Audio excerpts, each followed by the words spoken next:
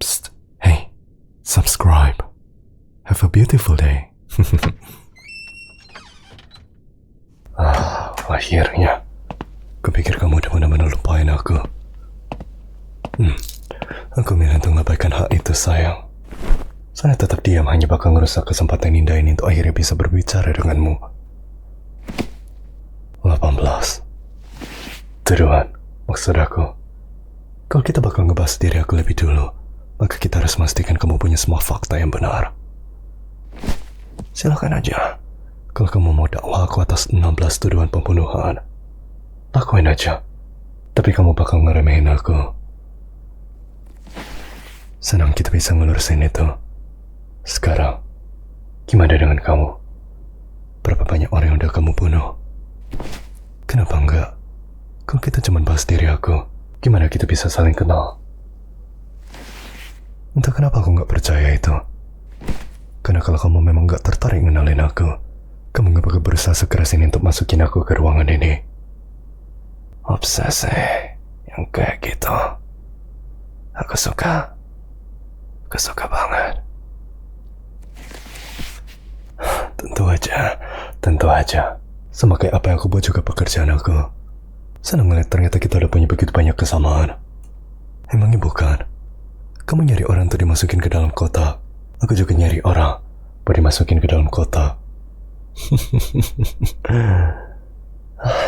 Ekspresi kayak gitu, rasanya aku pengen langsung makan kamu. Sebut aja itu tetap mencicik kalau kamu mau. Bagi aku ini kelihatannya begitu lezat. Bentar, kamu ingin aku nganggap ini serius? Oke lah, aku bakal bicara. Tapi kalau kamu setuju untuk percakapan ini gak akan berjalan sepihak, aku bakal kasih tahu kamu semua yang mau kamu ketahui. Bahkan lebih dari itu. Setidaknya itu yang bisa aku buat tuh seseorang begitu menggoda dalam mengejar aku. Gitu ya? Langsung nyerang habis-habisan sejak awal. Dan aku bakal jawab. Pokoknya gak bisa berhenti terdistraksi waktu natap seluruh diri kamu.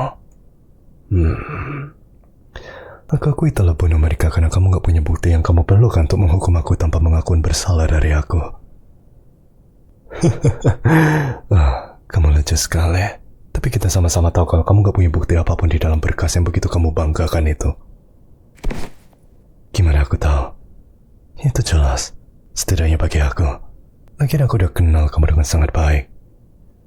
Kalau kamu mau aku jelasin gimana aku tahu, bilang tolong dulu. Lumayanlah aku udah nyoba. Oke lah. Aku tahu map itu kosong karena berkasnya diberi cap tanggal hari ini di bagian bawah. Karena semuanya disusun dengan sangat terburu-buru hari ini. Kenapa? Karena kamu punya banyak bukti mengenai kejahatan-kejahatan yang terjadi.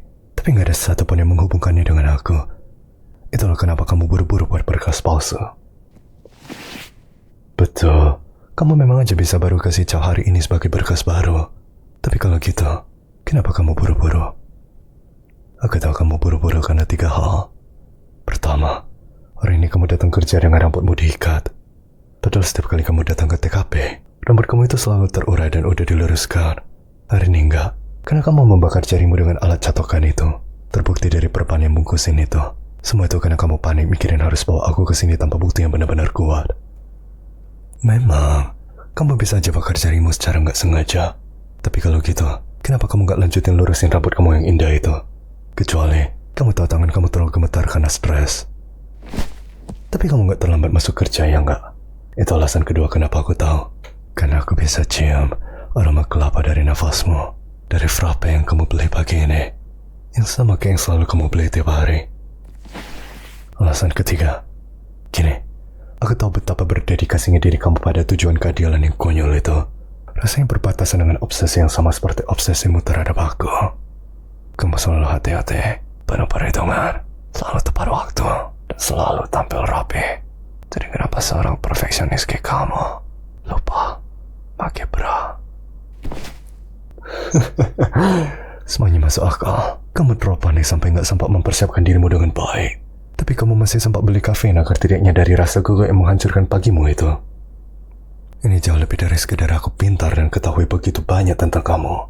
Meskipun aku menganggapnya gitu, sangat sulit untuk ditolak. Kamu udah mulai ganggu kehidupan kerja aku.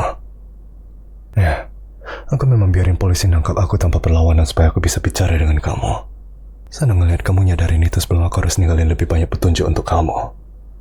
Ceritain gimana caranya kamu berhasil ngelacak aku. Aku tahu kita sama-sama tahu jawabannya. Aku cuma mau dengerin kamu jelasin itu. Biarin aku nikmati pikiran seksimu itu. Sepatuku ya. Apa kamu nikmatin itu? Pakai sepatu yang berbeda setiap saat pasti buat analisis jejak kaki jadi sangat menyebalkan buat kamu. Aku memang pakai sepatu boot yang sama 2 kali terakhir. Ya enggak? Sepatu boot yang sama yang sering ku pakai sekarang. Ini kan sentuhan bagus. Ya enggak menurutmu? Melacak pola jejak khasnya sampai ke tempat penyulingan tempat aku mencurinya. Itulah yang bakal aku buat kalau aku jadi kamu. Lanjutkan. Rekaman kamera nunjukin seorang pencuri bertopeng yang curi itu dengan tinggi badan, rambut, dan perkiraan berat badan yang sangat cocok dengan aku. Aku yang kebetulan kamu temuin sedang pakai sepatu boot yang sama persis itu. Bravo sayangku. Rupanya kamu memang sangat ahli dalam ngomong kotor, sama seperti kamu ahli dalam semua hal lainnya. Ini sebenarnya nggak terlalu sulit. Iya, buat kamu. Meskipun gitu, mungkin aku memang terlalu mencolok dengan sengaja mastiin diri aku tertangkap kamera. Tapi aku harus yakin kalau kamu bakal nemuin aku. Apa yang... Memangnya apa yang gak spesial dari kamu? Kamu tuh sempurna. Kamu punya otak seperti salah satu dari kami. Seorang yang begitu licik dan cerdas. Tapi kamu punya hati seorang warga sipil. Maksud aku, kamu tuh mudah panik. Kamu ngambil resiko. Dan kamu gak pernah benar-benar pertimbangkan kemungkinan bahwa mungkin saja kamu sedang menghadapi seseorang yang memang tidak bisa kamu kalahkan dengan kecerdikanmu. Aku gak bakal nyalain kamu karena itu. Cantik. Udah sangat lama sejak terakhir aku memiliki sesuatu yang mendekati seorang rival. Tapi kamu punya semua itu. Baik kecerdasanmu maupun kecantikanmu. Apakah itu buat aku? Itu kasih aku kesenangan yang gak terlukiskan bisa duduk di sini sambil memuji kamu. Dapatin poin dari kamu. Sayang, saat ini aku udah mencari satu-satunya hal yang memenuhi pikiran kamu. Atau apa kamu gak sadar kalau kamu tadi mutusin duduk kembali? Ya, pekerjaanmu. Aku bakal percaya itu. Kalau memang itu yang mau kamu yakini. Sayang, aku bakal buat apapun yang kamu mau. Aku udah bilang kalau aku bakal jawab pertanyaanmu. Apa hanya itu yang diinginkan jenis cantikku dari aku? Kalau gitu, silakan tanya. Aku ngebuat apa yang aku buat itu karena itu adalah pekerjaanku. Tapi kamu sebenarnya udah tahu itu. Ayolah, kamu terlalu pintar untuk pura-pura bodoh. Jangan bersikap seolah kamu sama seperti orang bodoh di luar sana. Kamu tuh bukan mereka. Kamu lebih baik dari mereka. Kita lebih baik dari mereka. Enggak. Ini bukan sekedar fantasi tentang kekuasaan. Kamu tahu rasanya menjadi lebih pintar dari semua orang. Sama seperti yang aku rasain. Jadi brilian itu. Jadi berbakat itu. Sepi rasanya. Bahkan wanita lain yang bekerja di profesiku pun dingin dan menjaga jarak. Mereka tidur dengan orang lain hanya demi bersenang-senang. Bukankah seharusnya itu punya arti?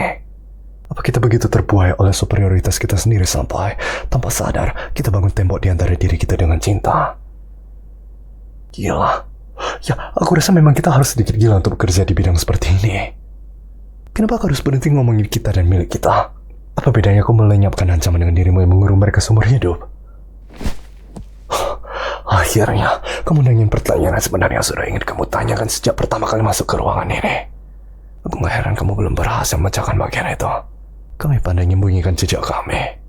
Cukup pandai, sampai-sampai bahkan mata indahmu pun gak bisa menemuin itu. Kerajaan kriminal. Enggak. Kami adalah sesuatu yang para bos kriminal periksa di bawah tempat tidur mereka setiap malam. Kami numpahin lebih banyak darah daripada rata-rata pecandu kafe numpahin kopi mereka. Dan kami ngebuatnya kelihatan kayak karya seni. Kalau bayarannya berupa pemerasan dalam jumlah yang tepat, ya, kami bisa jadi pembunuh bayaran. Tapi jarang ada orang yang mampu bayar kami. Gimana dengan kamu? Berapa kali kamu harus bunuh seseorang? Aku bilang kamu pernah. Dan itu kelihatannya jelas banget. Ingat minggu lalu waktu kamu harus nembak pengemudi mobil pelarian itu? Oh, Tembakan yang luar biasa ngomong-ngomong. Aku perhatikan gimana kamu mengarahkan pistolmu. Aku ada di sana. Iya. Udah lama aku ngawasin kamu, jenis cantikku. Kan tadi aku bilang, cara kamu megang pistolmu itu sangat disiplin. Orang bahkan bisa ngira kamu itu mantan militer. Tapi tubuhmu itu tetap rileks. Nggak negang, seperti seseorang yang selalu siap bertempur. Kamu punya disiplin jari pada pelatak seperti penembak yang begitu berpengalaman. Tapi nggak punya disiplin mental seorang prajurit. Posisi berdirimu lebih terasa pribadi. Hasil belajar sendiri. Cara kamu sipitin mata kamu untuk fokus. Tatapan itu aja udah buat aku tergila-gila bahkan dari kafe di seberang jalan. Terus cara kamu lengkungin punggung kamu agar bisa ngikutin pergerakan mobil dengan lebih baik. Kalau aja itu nggak kasih aku begitu banyak pikiran-pikiran kotor. Intinya, kamu itu penembak yang belajar sendiri. Nggak disukai rekan-rekan kerjamu. Dan punya rasa nggak nyaman terhadap cowok. Bisa aja ada beberapa alasan untuk itu. Tapi aku yakin, aku udah berhasil menyusun kisahmu. Ya, udah jelas kamu gak pernah benar-benar merasa nyaman berada di dekat cowok. Kamu selalu memilih sisi dominanmu. Itulah kenapa kamu selalu berjalan dengan cowok berada di sisi itu. Tiap kali kamu keluar bersama, teman-teman cewekmu, kamu gak keberatan mereka berjalan di sisi satunya. Tapi gak pernah gitu dengan cowok. Dengan gitu, kamu bisa menyikut perut mereka dan menarik senjatamu dengan lengan yang satunya. Aku berasumsi itu berarti kamu pernah mengalami beberapa pengalaman yang gak menyenangkan dengan mantanmu. Mungkin kamu belajar nembak untuk lindungi diri kamu darinya. Kalau aku bisa ngelakuin sesuatu, akan ku cabut jantungnya dengan tangan kosong supaya dia tahu gimana seseorang seharusnya cintai kamu, seharusnya benar-benar berlakuin kamu. Terlepas itu urusan aku atau bukan saya, sekarang aku tahu dialah alasan kenapa kamu selalu sedikit waspada di sekitar cowok, yang kemungkinan besar juga menjadi alasan kenapa kepolisian yang didominasi pria ini bukanlah penggemar terbesarmu. Punya temperamen yang lumayan galak juga ya, sepertinya. Kalau enggak, kenapa kamu interogasi aku sendirian? Atau, apa kamu juga sama bersemangat yang mau dapatin diri aku seperti aku yang ingin dapatin seluruh diri kamu? Apa aku pernah pertimbangkan kalau mungkin aku udah membuat mereka semua ketakutan? Sayang, jangan goda aku kayak gitu. Kita baru aja ketemu. Itu mungkin benar. Meski gitu, seaneh dan sebodoh apapun rekan-rekan kerja kamu yang lain, mereka bukan tipe orang yang mudah diintimidasi. Kembali ke pokok masalah. Emangnya kapan kita ninggalin pokok masalah? Apa kamu belum menyadari itu? Aku udah kasih tahu kamu semua yang mau kamu tahu. Persetan dengan pertanyaan-pertanyaan sesuai protokol. Aku cuma peduli pada apa yang perlu kamu ketahui supaya kamu mau ngelepasin borgol ini dari aku. Jangan pernah bilang enggak akan pernah, sayang. Kamu bakal ngelepasin borgol ini supaya aku bisa bantu kamu menghentikan kota ini sebelum benar-benar saling menghancurkan. Bahkan pada akhirnya nanti kamu yang akan datang memohon bantuan aku. Dan astaga, itu bakal benar-benar buat aku kehilangan kendali. Kamu tuh garis yang cerdas. Kamu tahu target-target yang bodoh bukan dipilih secara acak. Bos kriminal, pelaku perdagangan manusia, pengusaha korup, whistleblower. Pernah nggak ada yang kasih tahu kamu kalau kamu terlihat begitu menggoda waktu sedang berpikir? Perusahaan sebenarnya aku udah jawab pertanyaan kamu. Pikirin baik-baik, jenis cantikku. Tatapan di mata itu. Kalau aja itu nggak akan nempetin kita berdua dalam posisi yang sangat buruk. Ya, dalam konteks departemen tentunya. Dan ya, memang itulah yang pengen aku bilang ke kamu. Sebuah perang bakal segera pecah. Semua keluarga kriminal di kota ini akan segera saling menyerah. Bahkan, menurut aku tinggal 2 menit lagi sebelum seseorang mengetuk pintu ini. Kamu bisa dapatin bukti aku setelah kamu ngelepasin borgol ini, sayang. Kecuali, kamu lebih milih habisin 2 menit ini menikmati diriku selagi aku masih di borgol. Bukankah itu akan sangat sangat banget.